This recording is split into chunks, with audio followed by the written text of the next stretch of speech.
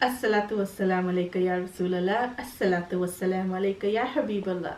Assalamu alaikum wa rahmatullahi wa barakatuhu, and welcome back to podcast number 2. So alhamdulillah, we are on week 2, and in today's podcast we are going to be talking about Salah, the importance of Salah, why we should read Salah, and what happens if you make any mistakes in your namaz. Okay, so first thing first, why do we read Salah? Does anybody know?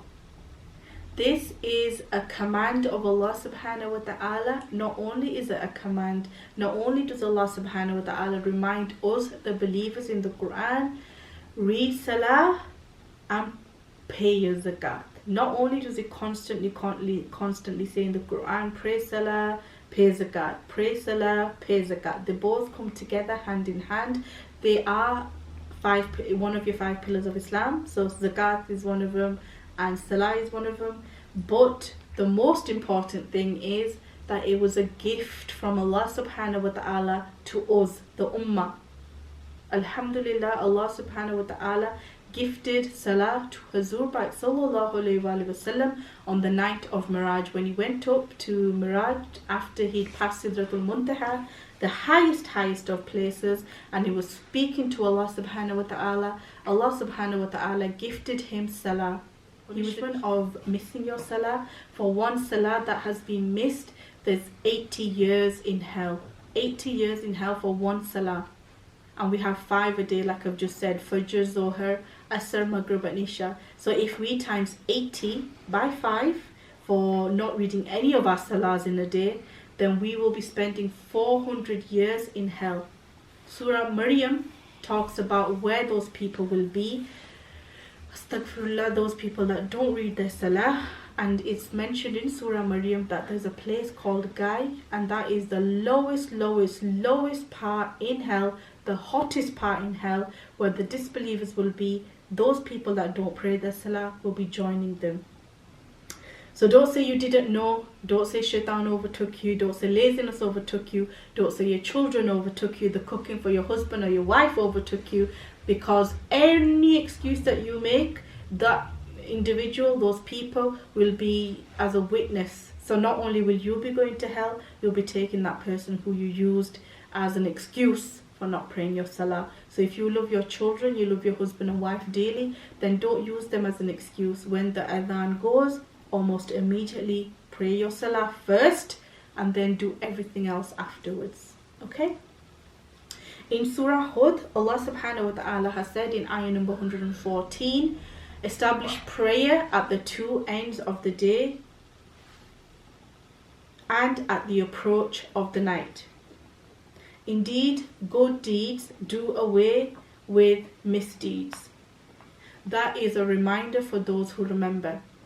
Now this is followed through with the hadith of Hazur Pak sallallahu alayhi wa sallam, and also in the Quran, in Surah number 29, verse number 45, when Allah subhanahu wa ta'ala says, recite, Hazur Pak sallallahu alayhi wa sallam, O Muhammad, what has been revealed to you of the book, and establish prayer. Indeed, prayer prohibits immorality and wrongdoing, and the remembrance of Allah subhanahu wa ta'ala is greater, and Allah knows that which you do.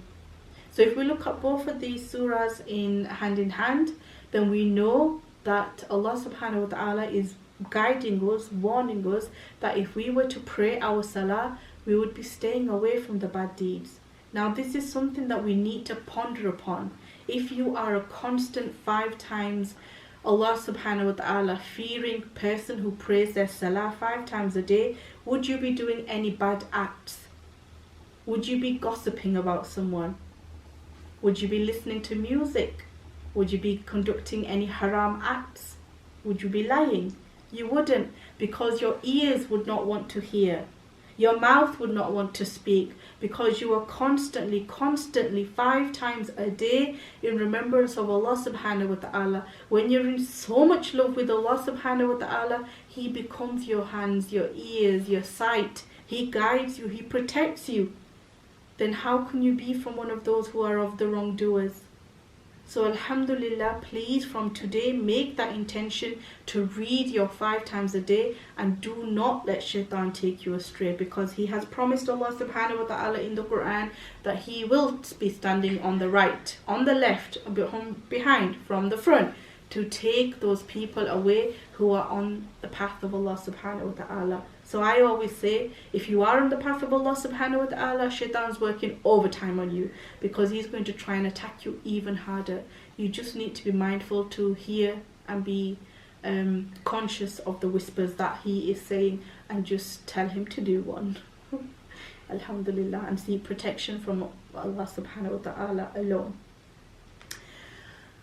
Now, we need to make sure before we read our salah, before we stand up for salah, we are in a state of wudu, which we looked at last week. We have clothing which we are wearing, it's free from any impurity. We looked at last week about traces of urine. We need to make sure that is not found on our clothes. Wherever we are going to pray our salah, we need to make sure that place is clean. Now I mean visibly clean. So you need to just look at the place, does it look clean? That's it. I don't want you to start getting a microscope and start examining the area that you're going to read salah. Is it free from germs? Is it free from any dog hair and all of that stuff? As long as it looks visibly clean, that is all the requirement, okay? Make sure your satr is covered. Obviously, satr is places and parts of the body which need to be covered for a man and a woman. Please make sure that's covered. For a woman, it's everything apart from, so basically what Bajji is like today. So apart from your hands, your face and your feet, everything needs to be covered for a woman, okay? You must have the intention to pray your salah, and you must be facing the Qibla, okay? If you are in a new place and you don't know the direction of the Qibla, then you can pray in any direction you want, because the Quran says the east and the west belongs to Allah subhanahu wa ta'ala. You must try. I know with all these new devices, alhamdulillah, with your Android phones, with your iPhones, you can now download a compass and it will tell you the direction of the Qibla. But if you don't have that, you don't have these devices, then you just pray your salah in any direction and Allah subhanahu wa ta'ala will accept it, inshallah.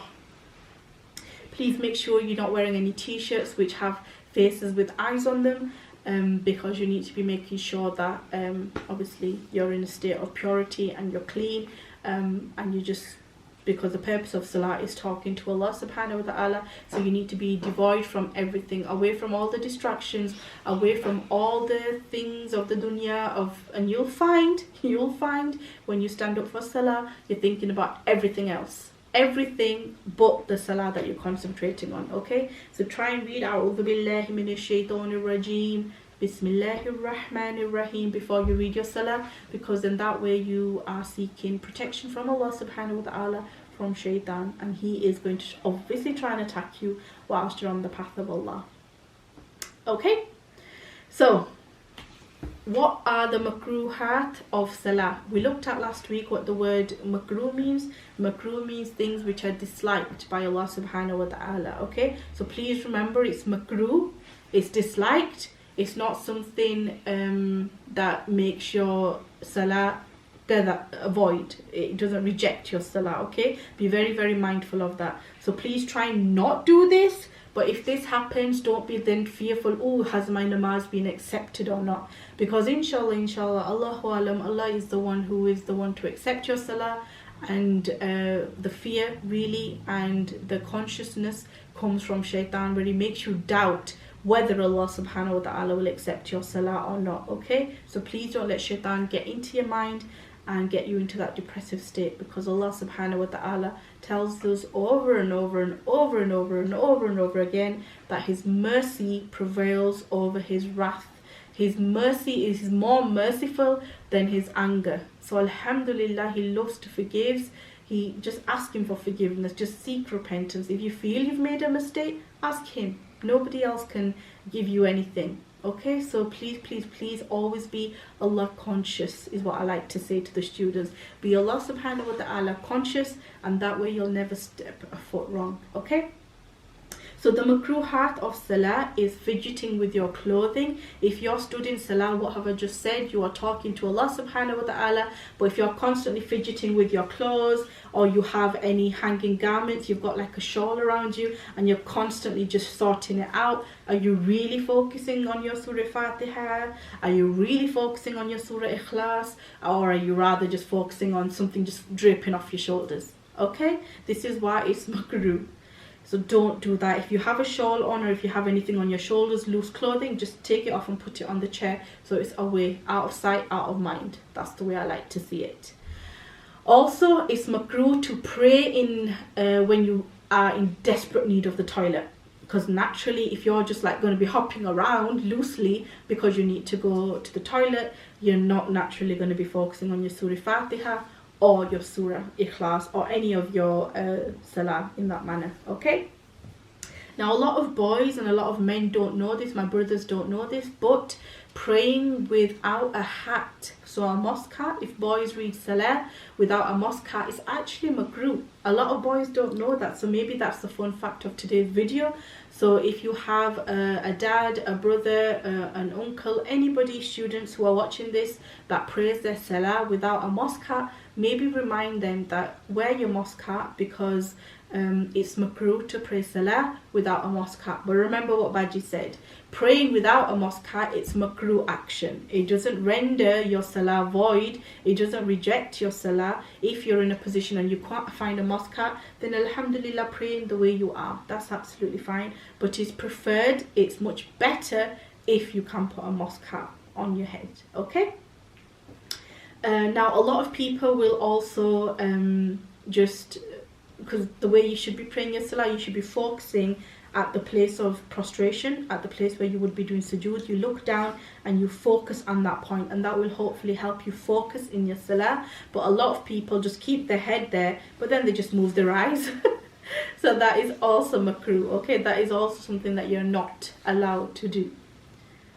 Now, the things that are acceptable to break your salah, so you can break your salah by doing these things. And when we say break your salah, we don't mean literally just get up and run. So wherever you are at, you have to do your salam, okay, to the angels. You do your salam, and that will complete your salah, it will break your salah. Okay, we need to do that. There's 3 conditions where Allah subhanahu wa ta'ala has given us permission to break our salah. That is if we're going to save a life. So if we're going to save somebody's life, alhamdulillah, you can't have somebody there dying in front of you and you're there just reading your salah. Allah subhanahu wa ta'ala has said, break your salah and save that person's life. Subhanallah.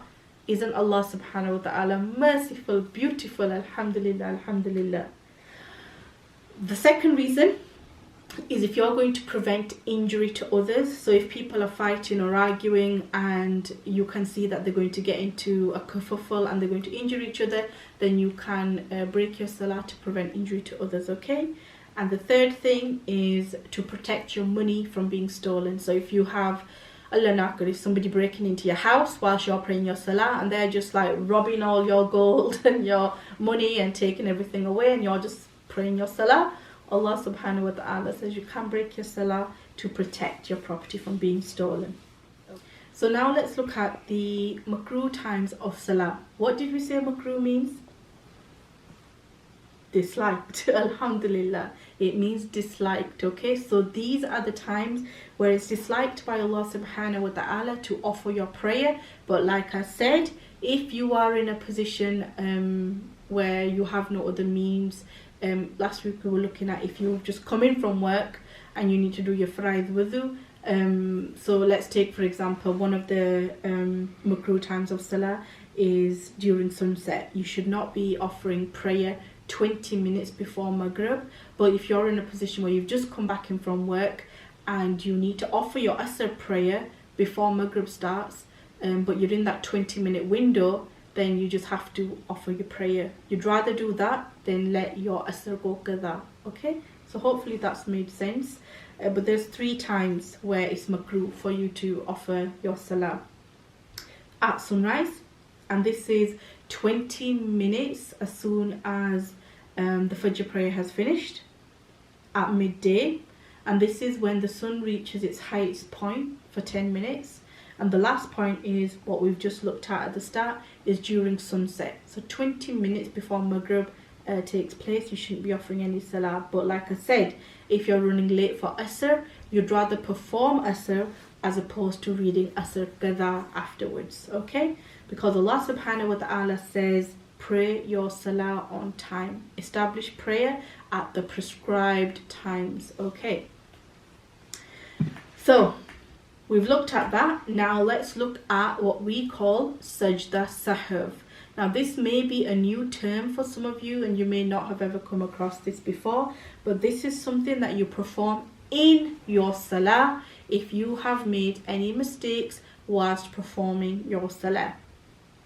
The way to do it is you sit down. Obviously first you've got to make a mistake in your salah, and may Allah subhanahu wa ta'ala protect us and from never making any mistakes in our salah. But this is done in situations when, say for example, you have forgot to recite Surah Fatiha, if you've added something extra in your prayer which you shouldn't have done. So for your third prayer, we all should know that we only recite surah, an extra surah in your first and second rakat. In your third and your fourth rakat, you do not offer an additional surah. But those people that do that, then this is when you'd have to do your sajda sahv, or repeating an action which is unnecessary. So performing ruku twice when you should only be doing it once. Sometimes people forget whether they've done ruku or not, and then they tend to do it twice. So if you do anything like this, then that would necessitate you doing sajda sahv. But can I make it pretty clear here that if you miss any third action of your salah, then you can do as many sajda sahv as you like, it will still not count. You would need to repeat your whole salah again, okay? So the way to do sajda sahv is when you have completed your salah, so you're on your last rakat, whether that be your second rakat if you're only reading two prayers, or your fourth rakat if you're offering 4 rakat of your salah. So this is usually done in your last sitting after you read your tashahhud. So you're reading at-tahiyatu lillahi was-salawatu wa tayyibatu. You read all of that. You read it right up until you read your durood, Allahumma salli ala Muhammadin.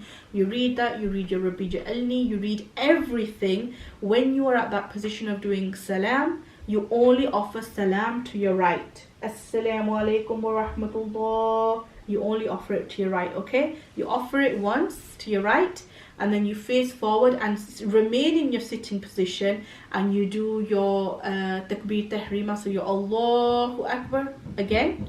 Remember, for girls, don't go above your shoulders. For boys, you should be right up, okay? So girls, don't go above your shoulders. When you've offered that, done your takbir tahrima, Allahu Akbar, then you do 2 sajdah as you would not normally. Subhana Rabbiyal A'la, Subhana Rabbiyal A'la, Subhana Rabbiyal A'la. Offer that twice, 2 sajdah, and then again you do your whole at-tahiyatu from the beginning, your tashahhud position. So your whole at-tahiyatu, and your durood and your Rabbi Ja'alni, and then you offer your salam to both sides, okay? And then that completes your prayer. Then that will finish your prayer off, okay?